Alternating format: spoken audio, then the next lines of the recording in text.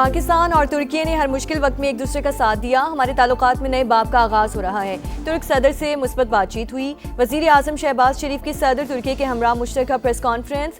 सदर रजब Tayyip Erdogan ने कहा, पाकिस्तान के अमन के लिए कोशिशों की हिमायत करते हैं। आलमी अमन के लिए इस्लामाबाद मुफाहमती याददाश्त इंतहाई अहम है।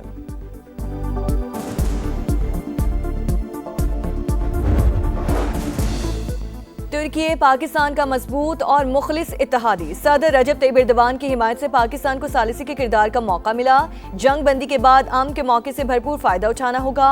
वजीर आजम का इस्तांबुल में बिजनेस टू बिजनेस कॉन्फ्रेंस से खिताब। और अमरीका ईरान के दरमियान मुज़ाकरात का अगला दौर 11 जुलाई को पाकिस्तान में होने का इम्कान। ईरान पर आयद पाबंदियों, मुंजमद असासों और जौहरी प्रोग्राम से मुतालिक उमूर पर बातचीत होगी। अल अरेबिया का दावा। ईरान के शहीद सुप्रीम लीडर आयतुल्लाह अली खामनई का सफर आखिरत। जसद खाकी इमाम खुमैनी सेंटर में मौजूद। बाहर लाखों अफराद जमा। ईरानी अवाम शिद्दत गम से निढाल। हर आंख अश्कबार। स्पीकर बाकर कालीबाफ दुआ करते हुए रो पड़े। अब्बास इराक़ची भी आबदीदा। शहीद सुप्रीम लीडर की ताज़ियती तकरीबात में 30 ममालिक के सरबराहान या नुमाइंदों की शिरकत मतवक्के। आयतुल्लाह अली खामनई का जसद खाकी 7 जुलाई को कुम मुंतकिल किया जाएगा। 8 जुलाई को नजफ और करबला में तकरीब शेड्यूल। 9 जुलाई को मशहद में तदफीन होगी। मुश्तबा खामनई का वालिद के जनाजे में शिरकत की ख्वाहिश का इजहार। सिक्योरिटी खदशात के बायस इजाज़त न मिली। अल जजीरा टीवी के मुताबिक हुकाम ने खदशा जाहिर किया है कि इसराइल ताज़ियती तकरीबात के दौरान मुश्तबा खामनई को निशाना बना सकता है। नकलो हरकत के जरिए ईरानी सुप्रीम लीडर के खुफिया मकाम का सुराग लगाए जाने का भी अंदेशा।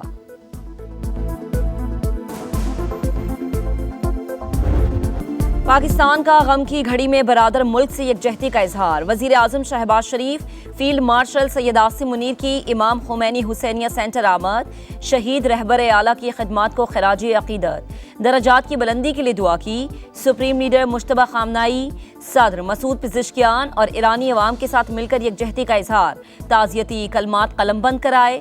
कहा, मरहूम की दानिशमंदाना क़यादत बसीरत को आने वाली नस्लें याद रखेंगी। फील्ड मार्शल सैयद आसिम मुनीर की ईरानी वजीर खारजा अब्बास इराक़ची और वजीर दिफा मजीद इब्न रजा से मुलाकात। मुकम्मल यकजहती का इजहार। चेयरमैन सेनेट यूसुफ रजा गिलानी की भी ईरानी स्पीकर बाकर कालीबाफ से मुलाकात। आयतुल्लाह खामनई की शहादत पर ताज़ियत की। We beat Venezuela in one day and we knocked the hell out of Iran. They're dying to settle. They want to settle so badly. We gave them a week off for a funeral because we're nice. Iran को शहीद supreme leader की तदफीन के लिए 1 हफ्ते की मोहलत दी। America आम का ख्वाहा लेकिन किसी खतरे को बर्दाश्त नहीं करेंगे। सदर ट्रंप का 250वीं जश्न आज़ादी की तकरीब से खिताब। कहा, अमेरिका कभी किसी के सामने नहीं झुका। हमने वेनेजुएला को एक दिन में शिकस्त दी। ईरान को बुरी तरह कुचल दिया। दावा किया, तेहरान मुआहदे के लिए बेताब और समझौता करना चाहता है।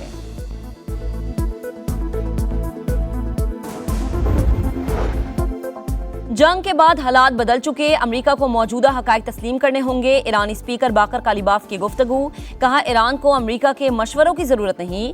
ईरानी नायब वजीर खारजा काजिम गरीबाबादी कहते हैं, आबने हुर्मुज़ गैर इलाक़ाई अफवाज की फौजी नुमाइश का मैदान नहीं जो कशीदगी बढ़ाने की कोशिश करेगा, नताइज का खुद जिम्मेदार होगा। ईरानी वजारत इंटेलिजेंस का शहीद सुप्रीम लीडर और दीगर रहनुमाओं के खून का बदला लेने का ऐलान।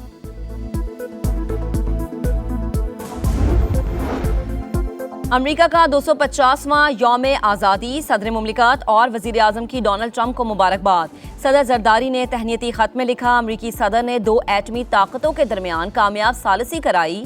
बदलते आलमी मंजरनामे में पाक अमरीका शराकतदारी मजीद मजबूत हो रही है। सदर ट्रंप को दौरे पाकिस्तान की भी दावत। वज़ीर आज़म शहबाज शरीफ की जनूबी एशिया में अमन के लिए सदर ट्रंप के कलीदी किरदार की तारीफ। एक्स पैगाम में लिखा, सदर ट्रंप ने मुमकिना तबाहकुन जंग में करोड़ों जिंदगियां बचाने में मदद की। कई बड़े तनाज़ात के खात्मे के लिए कोशिशें भी काबिल कदर करार।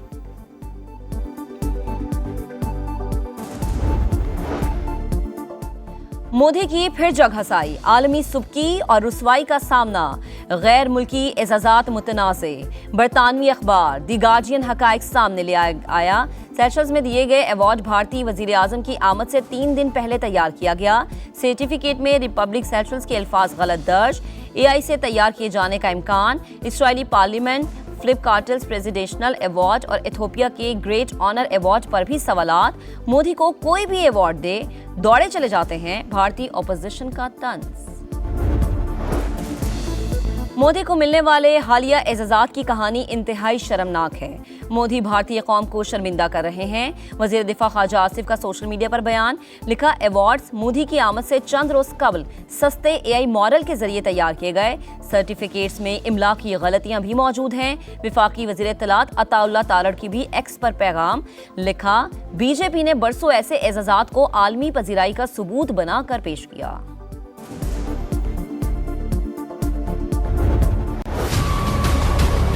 ये जुल्म कर रहे हैं अवाम के साथ, ये तो अवाम के जख्मों पर नमक छिड़क के बराबर है। ये तो मजाक है अवाम के साथ, कम से कम 250 तो होना चाहिए। ये तो ऊँट के मुंह में जीरे के बराबर है। बहुत बड़ा एहसान कर दिया। कम से कम जो है ना 230 रुपए लीटर होना चाहिए।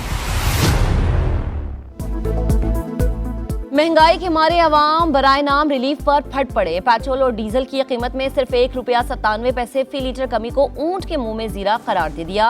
पेट्रोल की नई कीमत ₹297.53 फी लीटर, हाई स्पीड डीजल की नई कीमत ₹309.50 फी लीटर हो गई।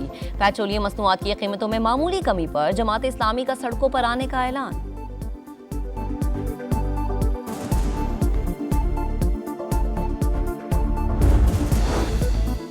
वजीर आजम अपना घर स्कीम, हुकूमत ने नॉन बैंकिंग फाइनेंस कंपनीज को स्कीम का हिस्सा बनाने की मंजूरी दे दी।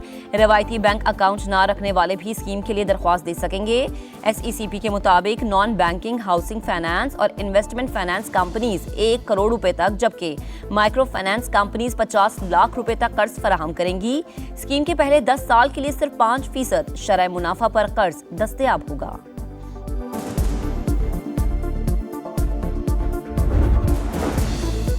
MQM रहनुमा फारूक सत्तार विफाक से नाराज, कहा पीपल्स पार्टी के साथ कराची की तामीर और तरक्की का मुआहदा हुआ। वजीर आजम शहबाज शरीफ जामिन है, हमारी नाराजगी बढ़ने से पहले आए, रेफरेंडम कराएं, शहर कायद को विफाक के हवाले करने के लिए इंतजामी यूनिट बनाएं। उनका मजीद कहना था कि सड़कों पर आने की तैयारी कर रहे हैं, विफाक बाद में मुदाखलत ना करे, रोकना है तो अभी रोके।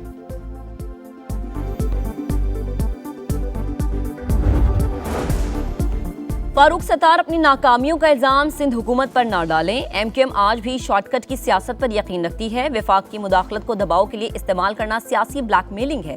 पीपल्स पार्टी रहनुमा शर्जील इनाम मेमन का रद्द अमल, कहा कराची के वसाइल को सियासी सौदेबाजी का जरिया नहीं बनाना चाहिए। सिंध के आईनी इख्तियारात और खुद मुख्तारी पर समझौता नहीं होगा।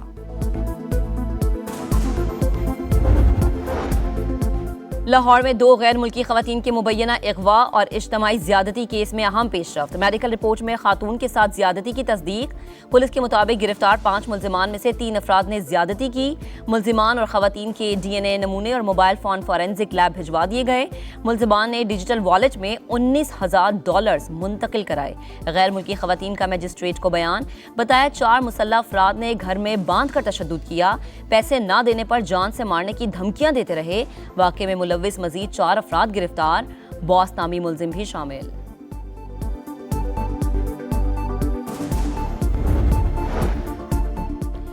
पंजाब शहरियों की सेहत और डेमोग्राफी की डिजिटल मैपिंग करने वाला पहला सूबा बन गया। वजीर आला पंजाब मरीम नवाज की ज़ेर सदारत हेल्थ एंड पॉपुलेशन डिपार्टमेंट का इजलास, हुकाम की ब्रीफिंग। 18 अजला में से 85% से ज्यादा शहरियों की हेल्थ एंड डेमोग्राफिक प्रोफाइलिंग मुकम्मल। हर घर को डिजिटल मैपिंग के जरिए यूनिक ID अलॉट कर दी गई। बलूचिस्तान और खैबर पख्तूनख्वा के सरहदी इलाके दानासर बस हादसे में 40 कीमती जानों का ज़िया। वज़ीर आला खैबर पख्तूनख्वा सुहेल आफरीदी का लवाहिकीन के लिए 20-20 लाख रुपए इमदाद का ऐलान। वाक़े का मुकदमा दर्ज, ट्रांसपोर्ट कंपनी और कोच ड्राइवर नामजद। गफलत लापरवाही की दफात शामिल, कोच कंपनी सील। हादसे में जाम बहक 2 नामालूम अफराद की शनाख्त के लिए नादरा से राबता।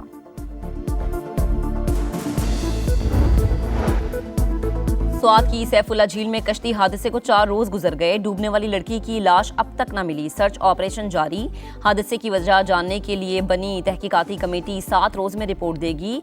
पुलिस ने कश्ती ऑपरेटर को गिरफ्तार कर लिया, मुलजिम के खिलाफ मुकदमा दर्ज। कश्ती हादसे में इंतजामिया की संगीन गफलत का इंकशाफ। खैबर पख्तूनख्वा में सयाहती मकामात पर हादसात का जिम्मेदार कौन? गैर कानूनी इकदामात करने वालों का एहतसाब कौन करेगा? कवानीन मौजूद हैं तो अमल दरामद कौन करवाएगा?